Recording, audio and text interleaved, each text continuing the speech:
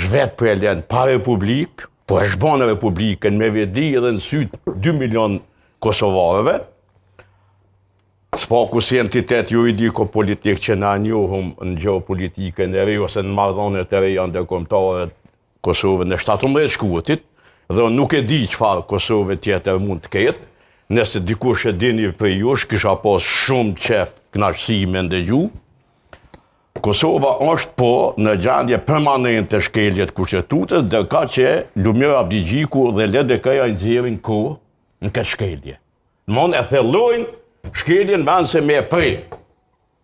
Dhe thuj na duhet ande kohë për një jamun. Thu se na nuk jemi krejt me krejt, se në vend një vogël ka dorë zoti, e njohëm se cilin.